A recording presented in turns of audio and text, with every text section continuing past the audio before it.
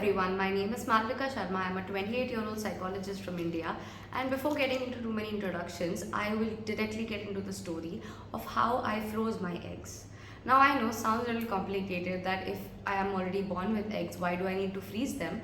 But I realized that since I'm 28 already and I'm nearing 30s, it's very important to preserve the quality of the eggs that are there in my body right now, because after 30 the quality deteriorates quite a lot.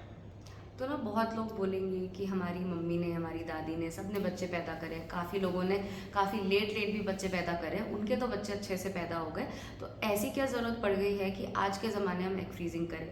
So to answer that simply, women are choosing to get married late, or either they are choosing to get married late or they're choosing to have children late, which means that by the time you're over 30 or somewhere even around 35, the eggs are not at the best of the quality, which means that it increases the risk to the mother as well as the fetus.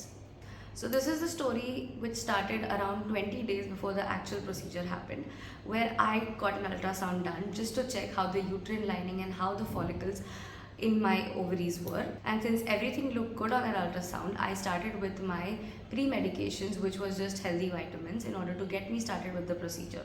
So the main idea was that I would get started with the main procedure on the second day of my periods, and since this was already 10 days away, I took the medicines for about 10 days, and on the second day of my periods, that is where the main thing started.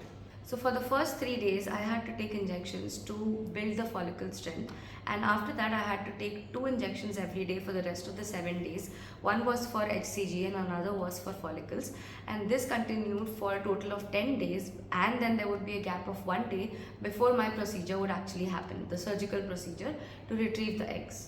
One thing that almost everyone asked me, that why was this important, and the only thing I could tell them was that ever since I was a teenager, I've always had this very maternal feeling and I've always wanted a kid, and it only made sense that since marriage or having kids is not on the radar or horizon anytime soon, it made sense for me to freeze my eggs so that I could retrieve them later on and use them, so that whenever I do wish to have a child, I can use the healthiest and the youngest egg in order to have a child.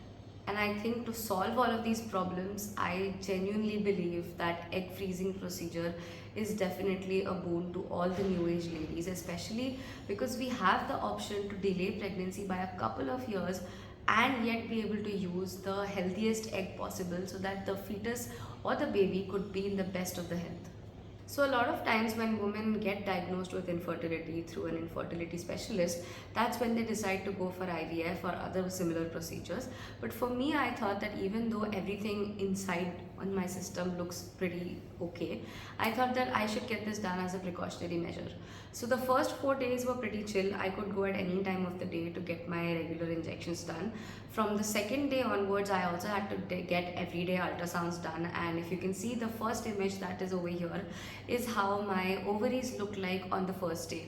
Now ideally, if you look at it, the ovaries are about this big, size of a big lemon, and there are 2 of them which are spaced apart, and by the end of the procedure, from I think the 5th day onwards, I started to get bloating, where I could feel that my bladder was being crushed a little bit. Now, of course, to me it did not feel very, very painful, but from the 5th day onwards, the size of the ovaries kept increasing.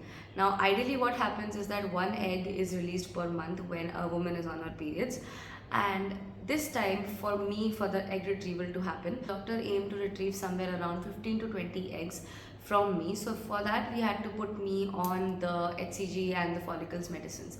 Now follicles are essentially the tiny spaces that you can see over here that store the eggs in the ovaries. So with the follicle injections and all the medicines I was taking, the goal of it was to increase the number of follicles in each of the ovaries so that they could store more eggs.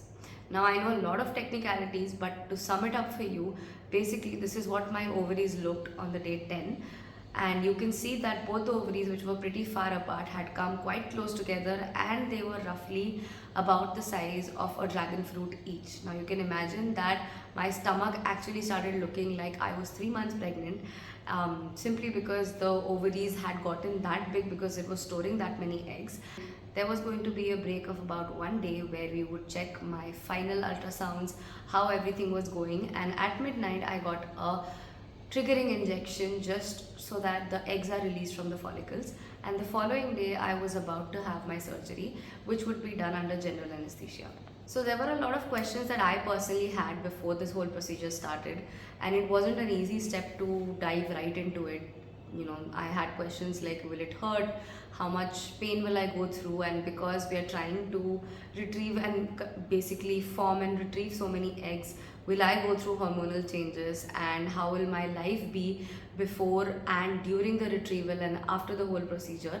But more on that in the next video. So stay tuned, and where I will be telling you more about how the actual surgery went. And I will be posting about my experience of the surgery very soon. But if you have any more questions, anything that you'd like to ask me, drop it in the comments below and I'll be happy to answer.